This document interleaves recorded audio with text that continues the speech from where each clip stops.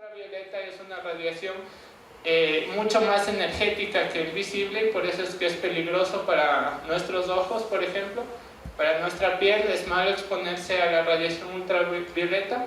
Afortunadamente, igual la atmósfera absorbe mucha de esta radiación.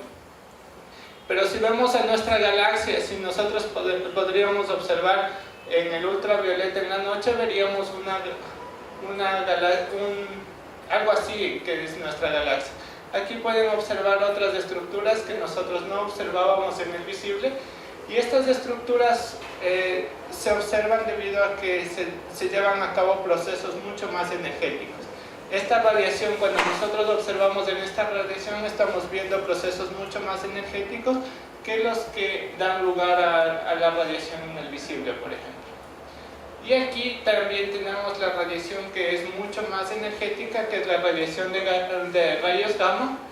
Esta radiación, igual, tenemos que ir nuevamente hacia el espacio, tenemos que observar utilizando satélites, y si nosotros observáramos nuestra galaxia en radiación rayos gamma, observaríamos una galaxia de esta forma, ¿no? Aquí podemos ver unos glóbulos, unas estructuras que se cree que son generadas debido al agujero negro supermasivo que existe en nuestra galaxia.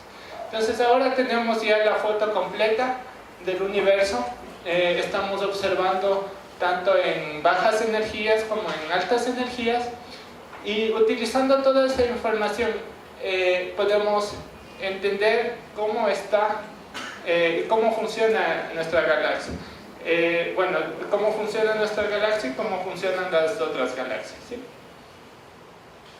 Me voy a saltar un poco esta parte y les voy a hablar un poco más del pensamiento cosmológico actual. Toda esta información que les acabo de dar era simplemente una idea de cómo es que hemos logrado llegar a las conclusiones que ahora tenemos sobre el origen y la formación del universo. En qué instrumentos se ha utilizado, cómo ha evolucionado el pensamiento. No ha sido que alguien ha llegado y automáticamente dijo todo lo que tenemos ahora, sino que han ido cambiando muchas teorías, es necesario muchas observaciones que han ido dando lugar a cambios en la concepción del universo, ¿sí? Les voy a hablar un poquito de la cosmología, porque la cosmología es la ciencia que estudia el universo, el origen, la evolución y el futuro del universo. La cosmología, hay otra definición, y es que es el estudio de las propiedades de nuestro universo, pero a gran escala. Y ahora surge una pregunta muy importante, y es: ¿qué es gran escala cuando estamos hablando del universo? ¿A qué llamamos gran escala? Aquí quisiera que, no sé si alguien sabe este dato, ¿cuánto se tarda la luz en llegar desde la luna hasta nosotros?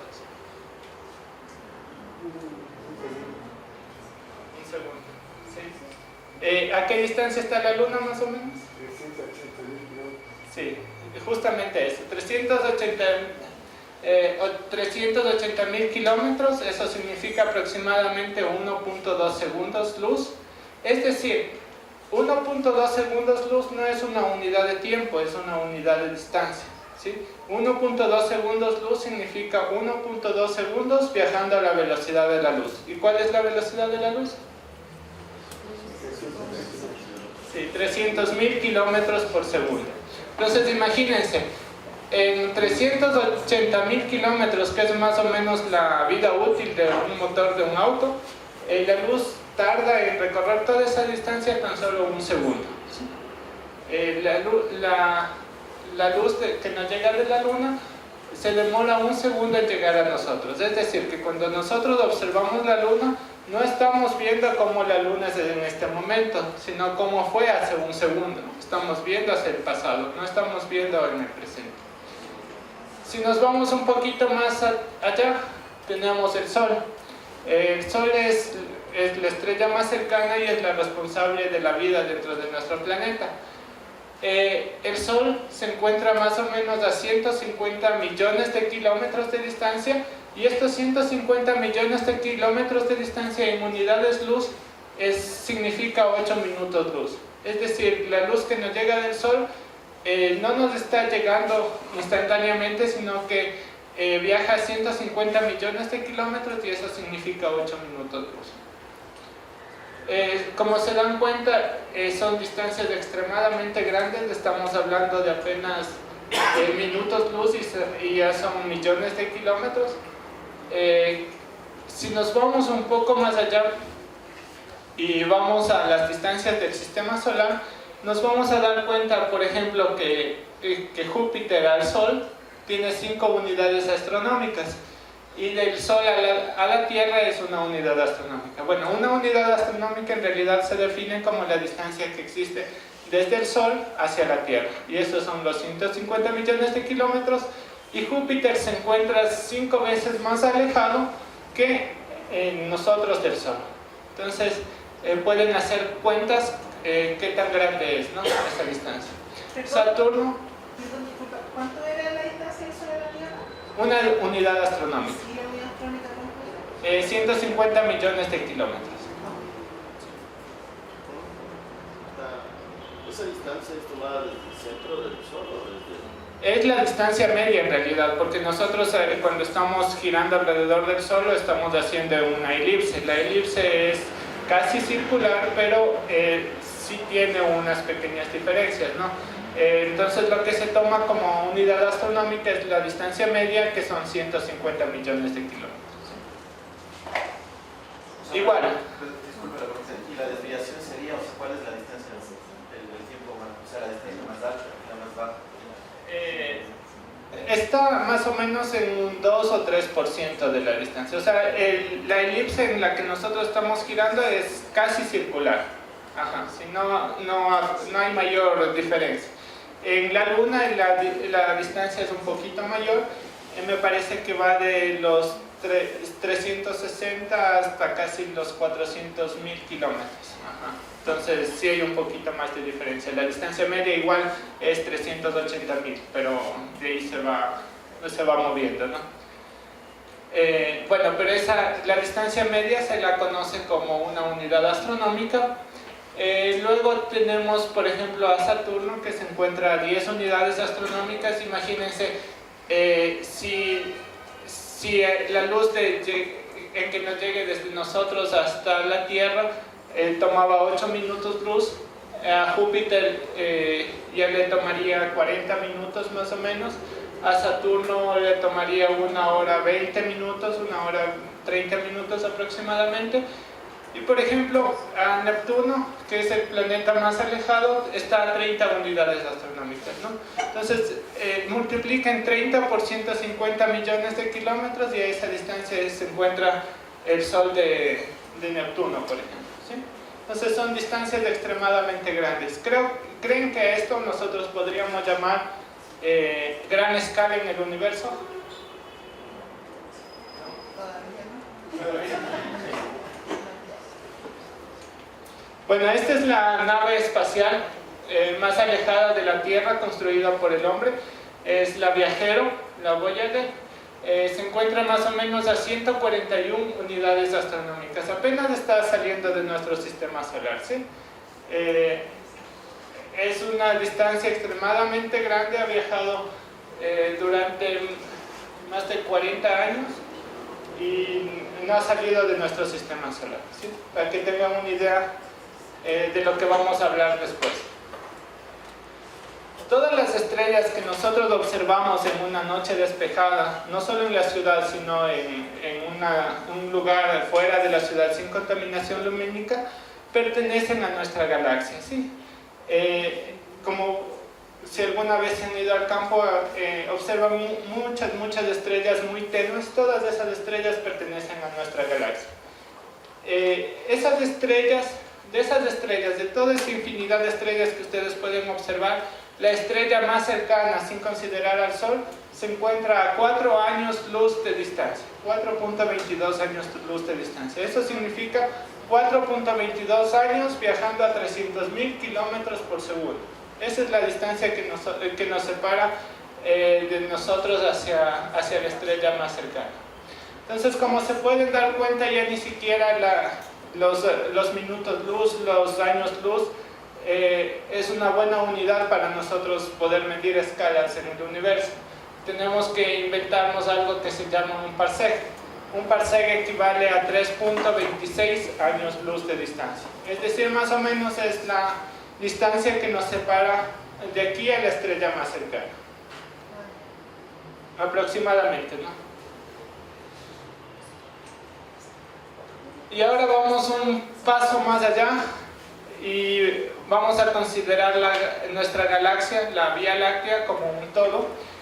En esta galaxia, como les había comentado, existen muchas estrellas. En realidad existen 250.000 millones de estrellas aproximadamente en nuestra galaxia, y tiene un ancho, una escala de 40.000 parsecs, perdón, 40.000 parsecs. ¿Se acuerdan cuánto era un parsec? 3.26 años luz. Más o menos el diámetro de nuestra galaxia es 100.000 años luz de distancia. Es decir, para cruzar de aquí a acá nos tomaría 100.000 años viajando a 300.000 kilómetros por segundo. Para que tengan una idea de qué tan grande es nuestra galaxia. ¿Creen que en este punto ya podríamos considerar gran escala? No. Bueno, vamos a ver que hay estructuras más grandes que nuestra galaxia, ¿sí? Las estructuras más grandes de nuestra galaxia son, por ejemplo, el grupo de galaxias locales. Este grupo de galaxias locales se encuentra formado por nuestra galaxia y por la galaxia vecina más grande, que se llama Andrómeda, y también todas las galaxias satélites que tenemos, tanto nuestra galaxia como la galaxia Andrómeda. A galaxias satélites me refiero a galaxias miniaturas que están orbitando nuevamente nuestra galaxia, ¿no? Aquí se encuentra nuestra galaxia. Todos esos 100.000 años luz de distancia se encuentran representados en un punto muy pequeño aquí. Acá está la galaxia de Andrómeda, que se están acercando también, y aquí están todas las galaxias satélites que tenemos nosotros, ¿no? A este se le conoce como el grupo local de galaxias, y aquí ya podemos ver que este grupo local de galaxias tiene un ancho, se puede decir, de 3 millones de parsecs. Es decir, 3 millones por 300.000 kilómetros por segundo, y esa es la distancia en kilómetros que existe, ¿no? Disculpa, no entendí muy bien. La distancia entre Andrómeda y nosotros es de 3 millones de parsecs. No, el grupo local, el grupo de galaxias locales tiene un tamaño aproximado de 3 millones de parsecs. Bueno, si vamos un poco más allá, el grupo de galaxias locales está representado nuevamente aquí, en un puntito pequeño, y aquí tenemos otros grupos y cúmulos de galaxias nuevamente. Estos grupos y cúmulos de galaxias forman algo que se le conoce como el supercúmulo de Virgo, y tiene un tamaño aproximado de 15 millones de parsecs. Aquí pueden ver que nuestro grupo local está representado en un puntito pequeñito de aquí, y lo que quiero que se den cuenta en este gráfico es que si tomamos una región de aquí, por ejemplo, y lo comparamos con una región de acá, nosotros nos vamos a dar cuenta que hay partes en las que está mucha más materia acumulada que en otras partes, ¿sí? El supercúmulo de Virgo más o menos cuenta con 100 grupos y cúmulos de galaxias, pero aún no podemos hablar de gran escala en el universo. ¿Se imaginan 15 millones de parsecs y aún no poder hablar de gran escala en el universo? Tenemos que irnos un poco más allá. Hay algo que se llama supercúmulo local. Ese supercúmulo de Virgo está representado nuevamente en un punto pequeñito aquí, y todos estos son supercúmulos de galaxias. Pero fíjense en este gráfico, si nosotros tomamos una porción del universo de por aquí y lo comparamos con una porción de la otra esquina, más o menos como que van teniendo masas parecidas, ¿no? Van siendo más o menos homogéneos. Y aquí tenemos el universo observable. El universo observable prácticamente es homogéneo si nosotros eliminamos esta parte de aquí. Esta parte de aquí corresponde a nuestra Vía Láctea, y este es un problema muy importante dentro del estudio de la cosmología. Le conocen como el problema más grande para observar hacia el universo, ¿no? Este es el universo observable en la representación anterior que teníamos. Y, por ejemplo, si nosotros comparamos una parte de aquí con otra parte de acá abajo, vamos a ver que más o menos tienen la misma cantidad de materia, ¿sí? Prácticamente ya no podremos distinguir cuánta cantidad de materia hay aquí comparado con la cantidad de materia que hay por acá. Entonces, cuando nosotros vamos subiendo de escala, vamos viendo que el universo se va haciendo cada vez más homogéneo. Aquí está el resumen, y aquí tenemos a la Tierra, tenemos a nuestro sistema solar, que es prácticamente vacío, luego tenemos a nuestro vecindario interestelar, luego tenemos nuestra galaxia, el grupo de galaxias, los superclústeres locales y nuestro universo observable. Entonces, si vamos aumentando de escala, lo que quiero decirles en este momento es que si vamos aumentando de escala, el universo se va haciendo cada vez más homogéneo. Sí, tengo una pregunta. O sea, hablamos de universo observable, entonces obviamente vemos un universo anciano, ¿no es cierto? O sea, que se demora cualquier tipo de manifestación, luz, onda, lo que fuera, que llegar a nosotros. ¿Tiene que ver con eso o no necesariamente? Sí, justamente.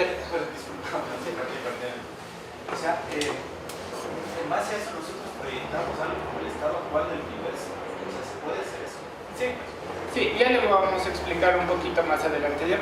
El universo observable justamente es el universo que nosotros podemos alcanzar a ver. El universo tiene una edad aproximadamente de 13.700 millones de años. 13.700 millones de años desde el Big Bang, y nosotros lo más lejos que podemos llegar a ver es esos 13.700 millones de años luz, porque si hay algo más allá de esos 13.700 millones de años luz, es la luz, la radiación no ha llegado aún hacia nosotros. Nosotros no estamos en el futuro causal de ese lugar. Entonces, nosotros no tenemos ninguna forma de interactuar. Puede existir, pero nosotros no tenemos forma de interactuar. Perdón. Entonces, la cuestión sería que el límite del universo está dado esencialmente por el observador y no necesariamente por un límite real. Puede existir algo más allá de los 13.700 millones de años, nada lo impide. Pero nosotros no podemos interactuar con lo que existe más allá. Esa es la idea. ¿Sí? Entonces ahora lo que quiero decir es algo que se llama el principio cosmológico. El principio cosmológico, en resumen, lo que dice es que el universo a gran escala es isótropo y homogéneo. Esta palabra de isótropo simplemente se refiere a que el universo es el mismo en cualquier dirección que nosotros veamos. Y la palabra homogéneo significa que el universo tiene más o menos la misma cantidad de materia distribuida a través de él, ¿no? En promedio. Y a gran escala nosotros consideramos mayor a 50 megaparsecs, 50 millones de parsecs, ¿no? Nuevamente, ¿cuánto era en kilómetros, en años luz? Y la segunda cosa que quiero que comprendan esta tarde es que el universo, el modelo actual que nosotros tenemos del universo, está dado por las ecuaciones de Einstein. No sé si alguien ha tenido la oportunidad de ver estas ecuaciones de aquí. Bueno, muchos conocemos a Albert Einstein por la ecuación de la energía E igual a mc cuadrado. Bueno, este es un aporte mucho más importante de Einstein. Y esta parte es fundamental porque esta es la ecuación fundamental de la relatividad general. En esta parte de aquí, nosotros tenemos una parte izquierda y una parte derecha. En la parte izquierda de la ecuación de Einstein, nosotros tenemos cosas puramente geométricas, ¿sí? Es decir, en esta parte derecha lo que describe Einstein es la forma del espacio-tiempo.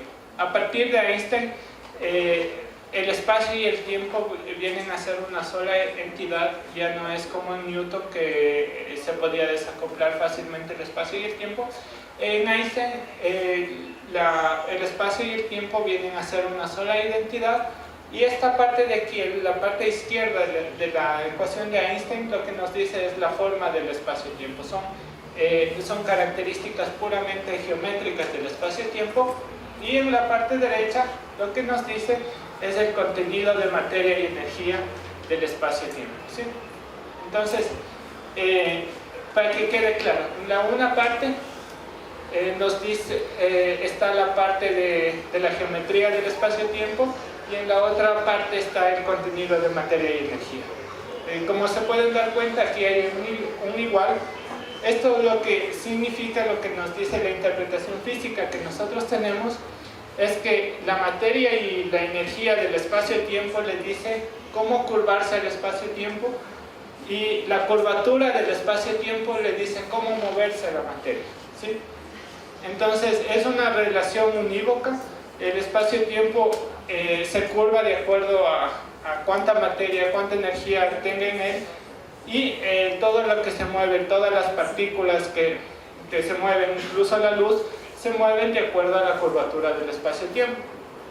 Y para que quede un poquito más claro, les voy a hacer la analogía de lo que pasa con el Sol y la Tierra. El Sol y la Tierra, bueno, la Tierra está orbitando alrededor del Sol, y en la concepción de Newton lo que pasaba es que existía una fuerza instantánea que le atraía, ¿no?, a la Tierra para que esté cerca del Sol. En Einstein lo que pasa es que la Tierra se está moviendo alrededor de algo que se llama las geodésicas, que son las líneas más rectas posibles en un espacio-tiempo curvo, ¿sí? Y la luz también tiene que seguir esas geodésicas, es decir, que la luz ya no viaja en línea recta, sino viaja a través de las geodésicas, ¿sí? Y por eso la luz también se dobla debido a la presencia de un campo gravitatorio, ¿sí? Una pregunta, perdón por la cuestión de la clase pasada, si nos puedes explicar un poco lo de la constante cosmológica y la... Ya le vamos a echar. O sea, y el del experimento de Eddington, como para salir del sistema de la mecánica clásica al de la relatividad. O sea, la representación de Eddington de la esa parte no la he considerado, se refiere a la deflexión de la luz.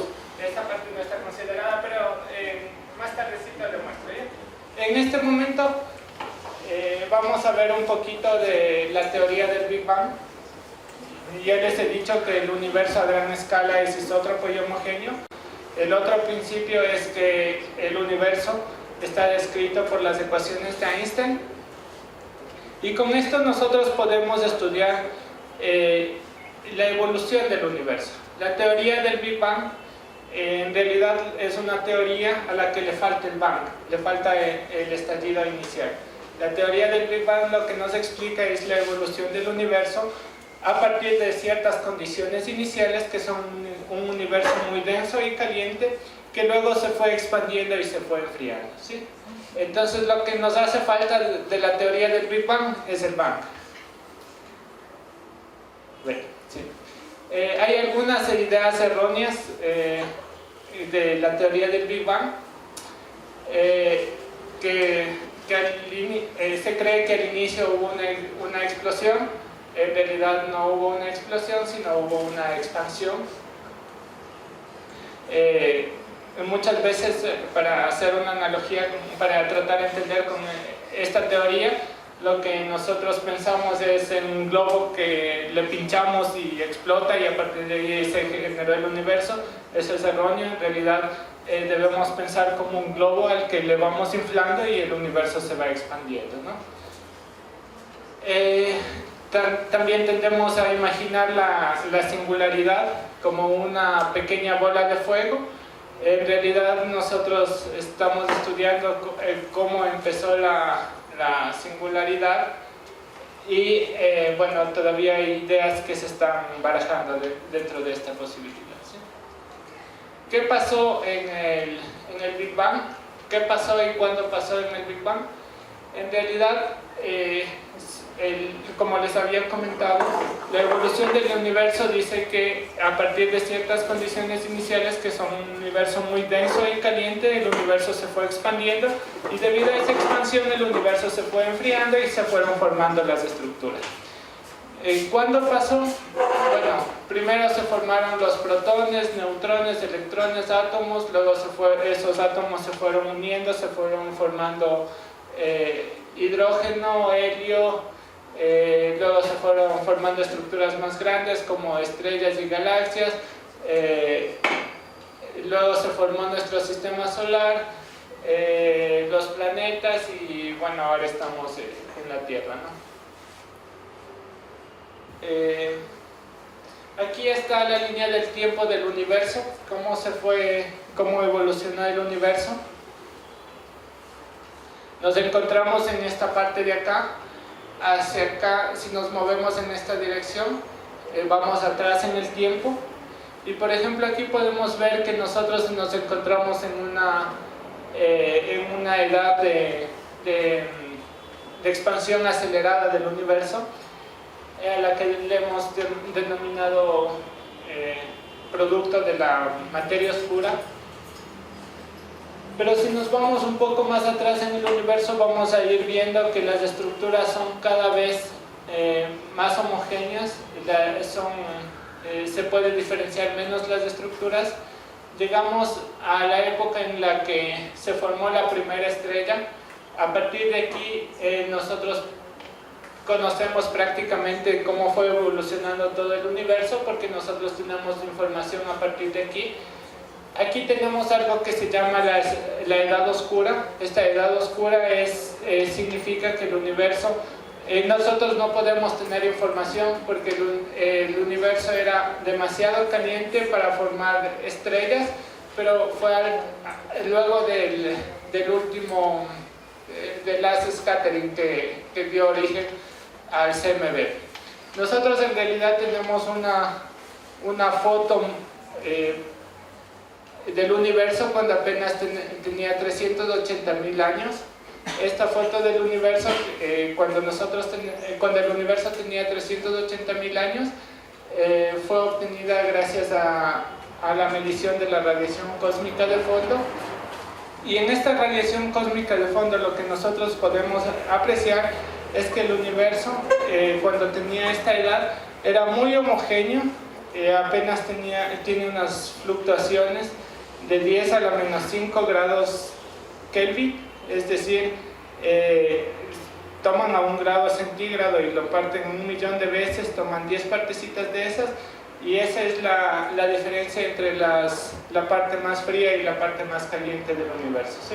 Entonces era algo mucho más homogéneo que el que tenemos en este momento, y a partir de aquí bueno, no tenemos más información observacional de lo que pasó en el universo antes de la emisión del CMB.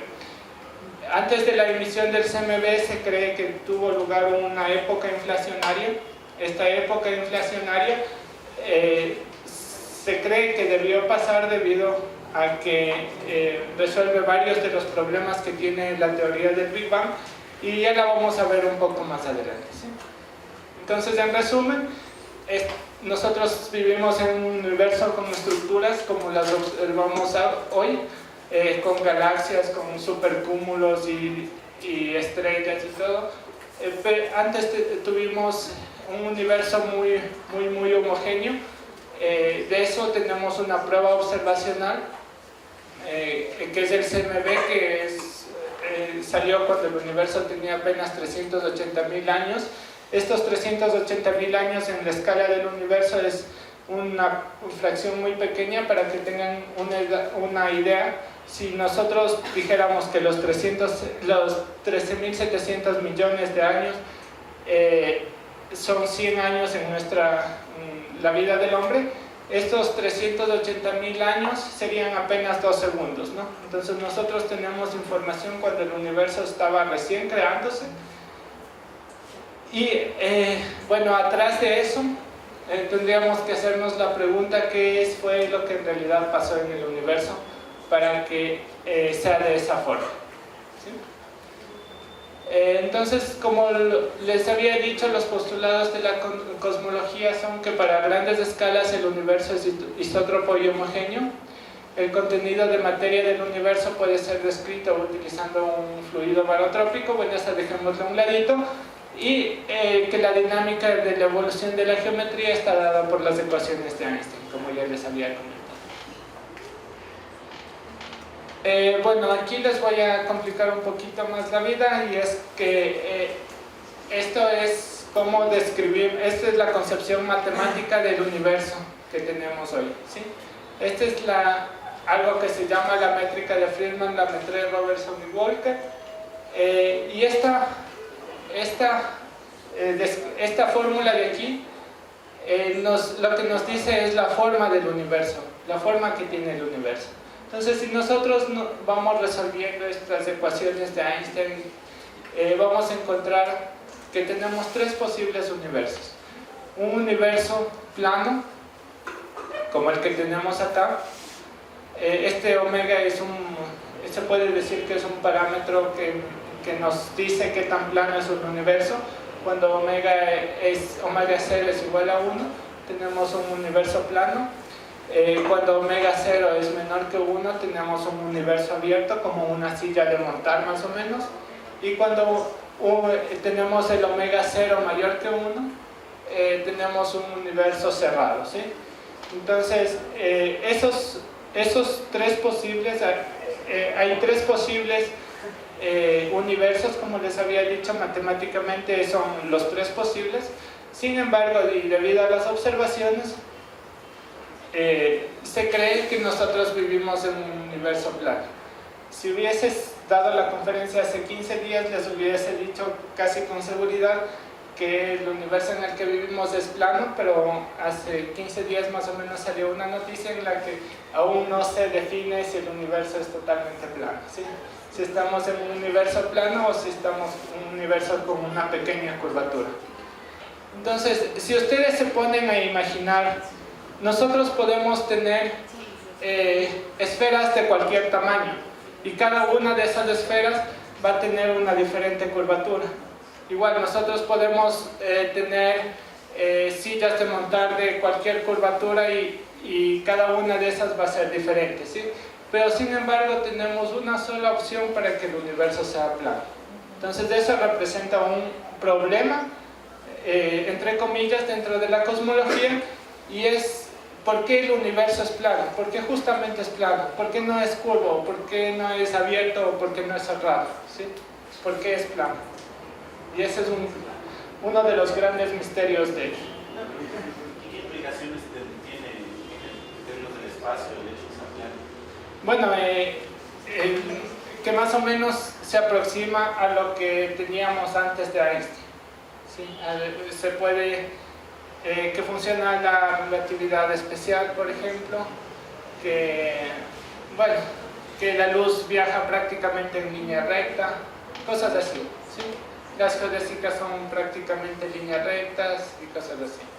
Pero el problema es: ¿por qué es plano? ¿Por qué no es curvo? Porque si hay muchas más posibilidades de que sea curvo, ¿por qué es plano? ¿Sí?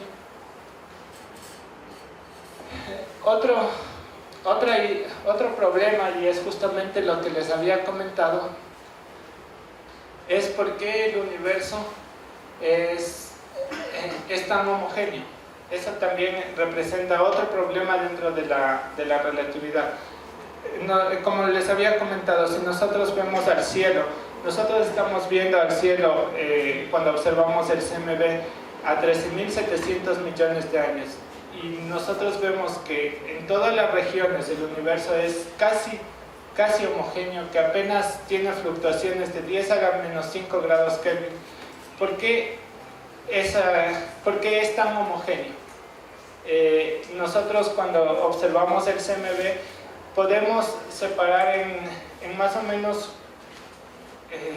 10 a la 4, o sea 10.000 regiones que no han estado conectadas causalmente, o sea que la luz de una región a otra no ha podido llegar, ¿sí? ¿Y por qué el universo, a pesar de que no ha tenido comunicación una región con otra, por qué el universo es tan homogéneo?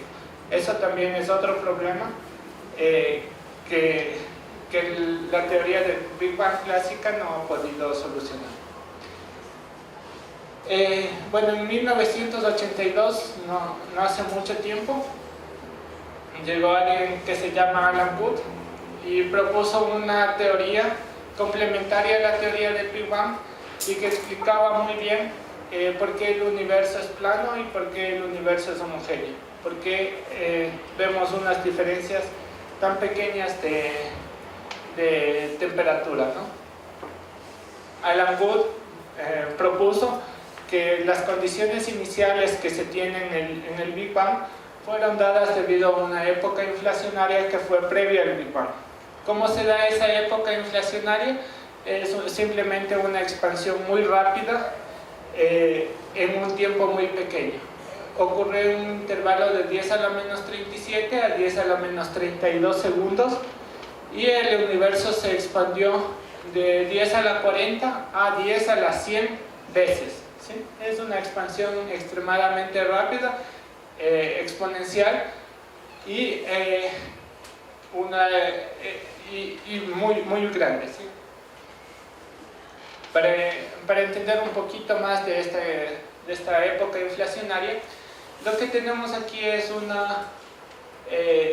una época en la cual la escala del universo creció casi desde 0 hasta 10 más o menos a la 25,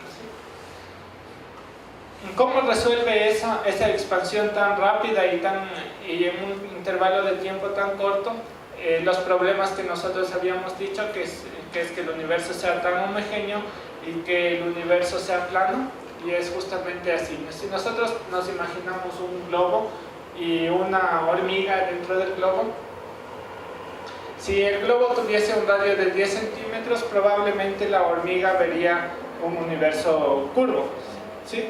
Vería la curvatura del globo. Pero si nosotros expandimos muy rápido, un factor de 10 a la 48, imagínense, son miles de millones de metros, la hormiga que observaría en ese momento vería un universo plano, porque el universo sería tan grande que la hormiga no podría diferenciar la curvatura. Es lo mismo que nos pasa a nosotros. Cuando nosotros estamos en la Tierra, nosotros no podemos intuir que la Tierra es plana. Pero cuando nosotros observamos desde... para nosotros la Tierra es plana, ¿no? Pero cuando nosotros observamos desde fuera de la Tierra, nosotros observamos la curvatura. Es la misma idea, ¿sí? que le pasa a la hormiga. Entonces, lo que se puede decir es que tal vez el universo no sea plano en general, sino que es localmente plano, ¿sí? Que el universo visible que tenemos en este momento es plano, pero el resto del universo puede ser curvo, por ejemplo, ¿sí? Esa es la forma en la que la teoría de la inflación resuelve el problema de planitud. Y el otro gran problema de la teoría del Big Bang es la homogeneidad, porque en las épocas del universo, en las primeras etapas del universo, era tan homogéneo. Y eso también la resuelve, y bueno, eso es un poquito más complicado de entender, pero con esta teoría lo que dice es que en realidad antes de la inflación estuvieron en contacto causal estas partes, y luego se fue expandiendo tan rápido que ya no están en contacto causal, ¿sí? Entonces hubo una época en la que en realidad sí se comunicaban, y por eso es tan homogéneo el universo. la época de la inflación es muy fácil de entender utilizando la analogía de un globo. Un globo, si tenemos como un globo desinflado, siempre va a tener sus arrugas, pero cuando nosotros expandimos el globo y lo inflamos, nosotros vamos a ver que en una región de espacio muy pequeño podemos aproximarlo a plano y que el globo va a terminar casi sin arrugas, ¿sí? Y por eso es que el universo es tan homogéneo, porque todas las arrugas que había inicialmente se limpiaron y lo que quedó es un universo bastante plano.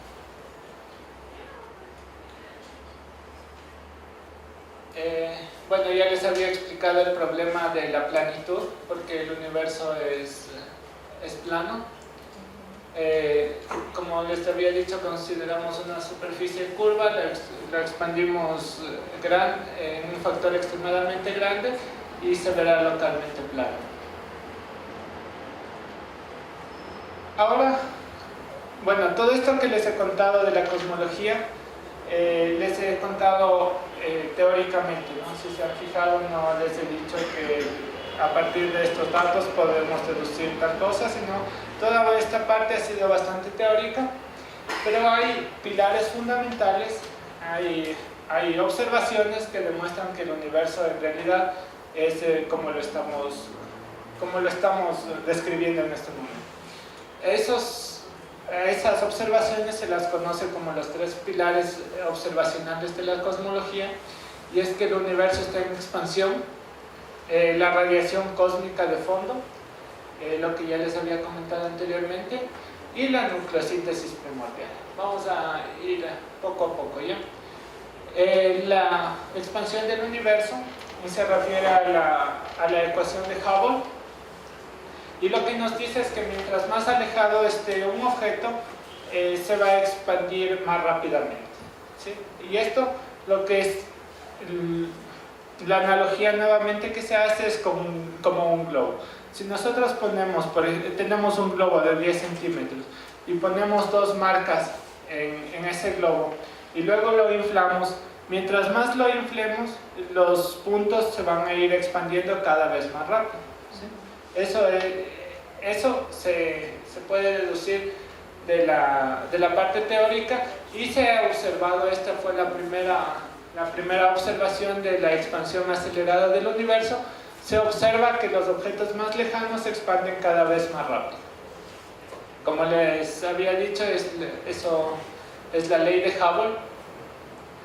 Y aquí son observaciones un poco más modernas en las que hay mucha más cantidad de datos y que nuevamente se llega a la conclusión de que mientras más alejado esté un objeto, más rápido se expande. El otro pilar fundamental y tal vez uno de las observaciones de las que más datos hemos podido recoger es la radiación cósmica de fondo, la radiación que salió del universo cuando tenía apenas 380.000 años.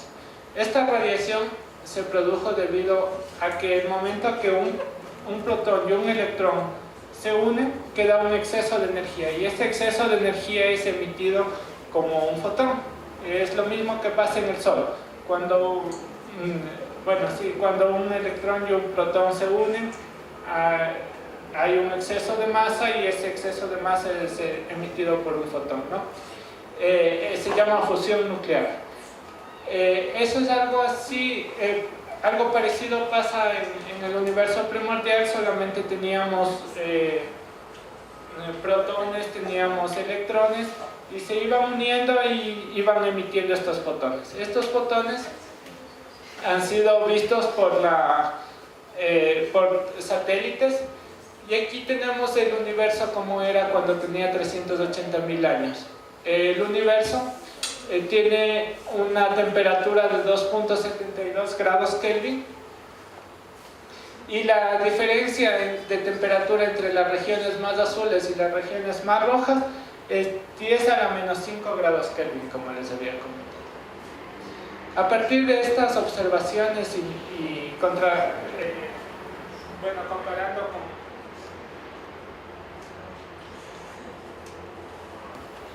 Hola, hola. Sí. Y a partir de estas observaciones y comparando con los modelos que tenemos, podemos...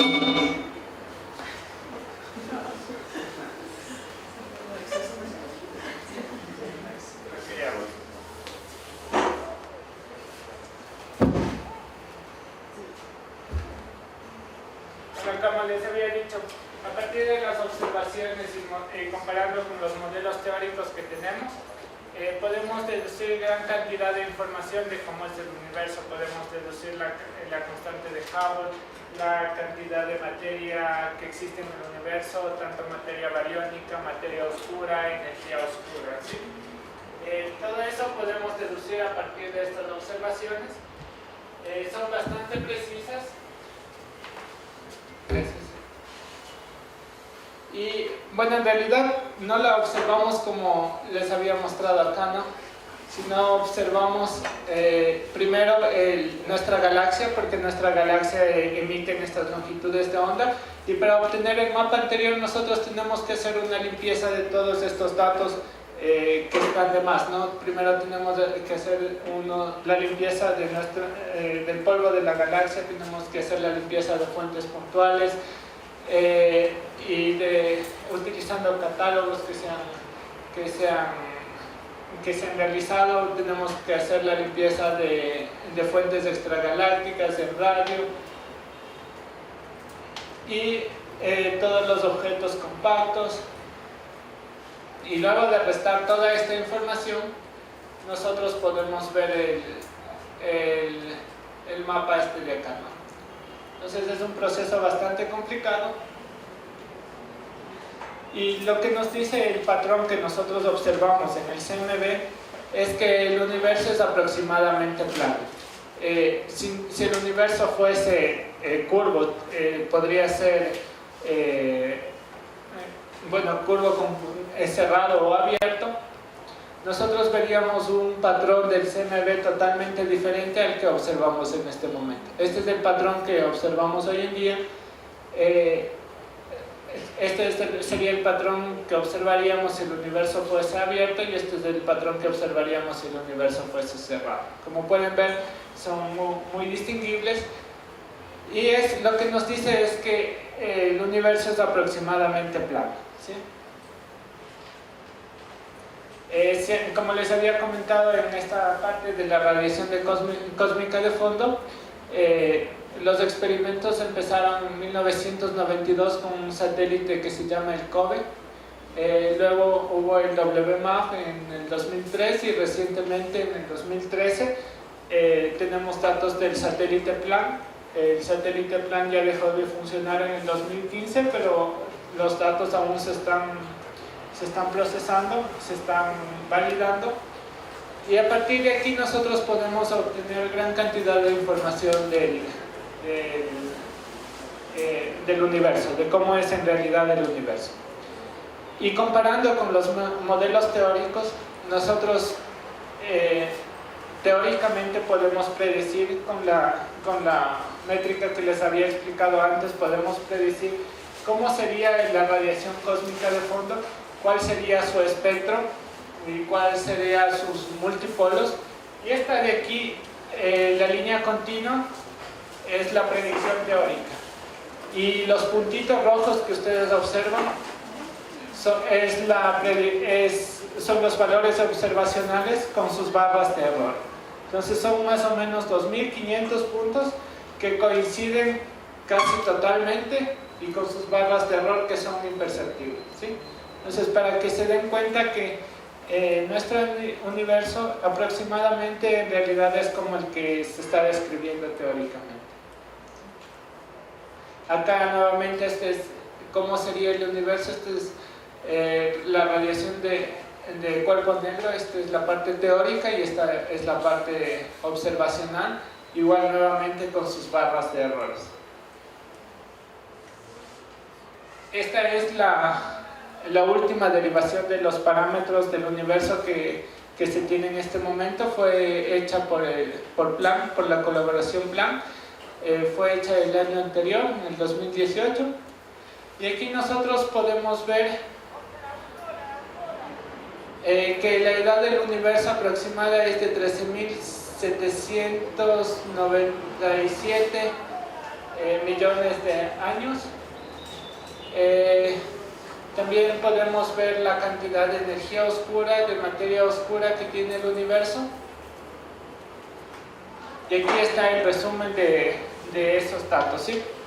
En realidad, lo que nosotros podemos conocer de esos datos observacionales del satélite Planck es que la materia bariónica, es decir, la materia que nosotros podemos observar, la que constituye nuestra galaxia, nuestra estrella, nuestras galaxias, todos los planetas, todas las estructuras que nosotros podemos observar, apenas es el 4.9% del contenido de materia-energía. El 0.01% es radiación. El 26.8% es materia oscura y el 68.3% es la energía oscura. Aquí me voy a detener un poquito más y es para explicarles qué es la materia oscura y qué es la energía oscura, ¿sí? La materia oscura es la responsable de la aceleración, los procesos de formación de estructuras. Por ejemplo, en nuestra galaxia, nosotros vemos que hay galaxias que se forman más rápido de lo que se espera, y esa formación puede ser, esa aceleración, la formación puede ser explicada simplemente si es que existe una mayor cantidad de materia en la galaxia de la que nosotros podemos ver, y esa es la materia oscura, ¿sí? A eso se refiere como materia oscura. Y energía oscura en realidad es, en cambio, la que explica por qué el universo se está acelerando, ¿sí? Es también conocida como energía del vacío o la constante lambda, la constante cosmológica, ¿sí? Lambda. Como podemos ver, el universo que tenemos en este momento está dominado prácticamente por la energía oscura. Por eso decimos que la expansión acelerada del universo que observamos en este momento es debido a la presencia de la energía oscura, es debido a ese lambda que aparece en las ecuaciones de Einstein. Y finalmente, el tercer pilar fundamental observacional de la cosmología es la nucleosíntesis primordial, que se refiere a la formación de los elementos y qué cantidad de elementos debería existir en el universo. Como les había comentado inicialmente, un protón se encuentra con un neutrón y forma una radiación, se forma un deuterio y también se emite una radiación, y luego esas estructuras, esos átomos se van haciendo cada vez más grandes y se forman átomos cada vez más pesados. Aquí tenemos un gráfico de las predicciones y de las observaciones de qué cantidad de materia debería existir de cada uno de estos elementos. En realidad, la cantidad de helio, de deuterón, y helio 3 y helio 4 coinciden bastante bien, pero hay un problema aún, que la cantidad de litio no coincide totalmente con las observaciones que se han hecho. Este es un problema abierto en la cosmología y que aún tendríamos que trabajar en ese problema. Y finalmente, y no lo he puesto dentro de los pilares observacionales de la cosmología, pero es el último avance que se ha hecho, el último avance importante que se ha hecho en cosmología, es la observación de las ondas gravitacionales, ¿sí? En el año 2016 se publicó la observación de las primeras ondas gravitacionales debido a la formación de dos agujeros negros, y las ondas gravitacionales se pueden entender como más o menos como las ondas que se forman cuando nosotros botamos una piedra a un estante. Cuando la piedra cae, esa energía con la que cae la piedra, parte de esa energía es disipada en ondas que se van alejando del punto en el que cae, pero esas ondas se expanden en el agua, ¿no? Esas ondas se forman en el agua. Las ondas gravitacionales sucede algo similar, es simplemente que las ondas gravitacionales se expanden en el espacio-tiempo, ¿sí? Esto, como les había dicho, fue observado en el 2016 debido a la colaboración LIGO. Aquí tenemos la parte teórica, la predicción teórica de cómo serían las ondas gravitacionales si dos agujeros negros se unieran. Y aquí tenemos la parte observacional.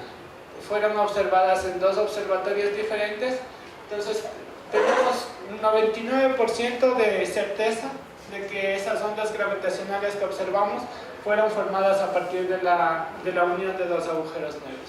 Y aquí está una caricatura de cómo se dio esa unión de los agujeros negros. Aquí vemos un agujero negro rotando alrededor del otro, y llega un punto en el que se acercan tanto que se quedan los dos agujeros negros juntos, ¿no?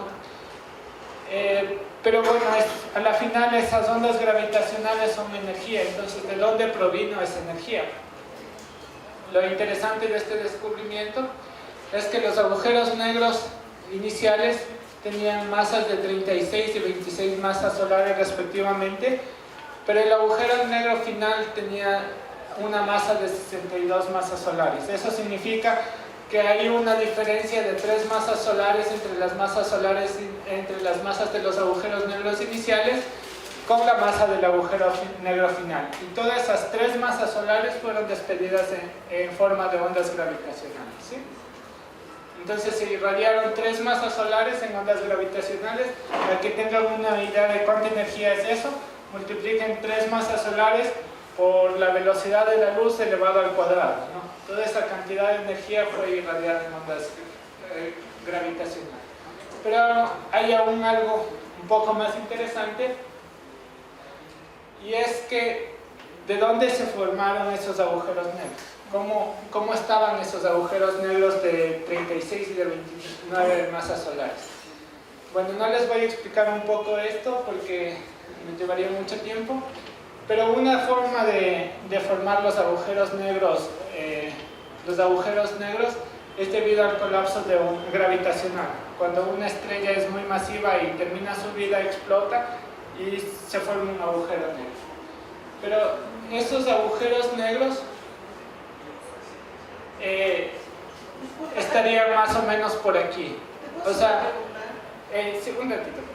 Los agujeros negros que se forman debido al proceso de formación estelar tienen masas menores a 20 masas solares. Entonces estos agujeros negros no podrían haberse formado debido a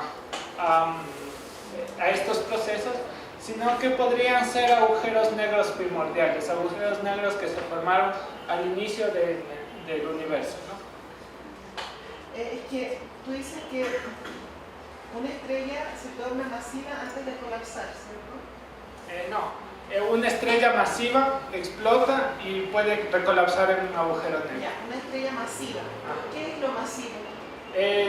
Debido a la cantidad de masa que tiene. O sea, para que se forme un agujero negro debe tener más de 15 masas solares aproximadamente, más de 15 masas solares, y cuando una estrella de más de 15 masas solares explota se forma un agujero negro. Entonces podrían ser agujeros negros primordiales, ¿sí? Bueno, esto ha sido todo. Si tienen alguna pregunta pueden hacerla en este momento.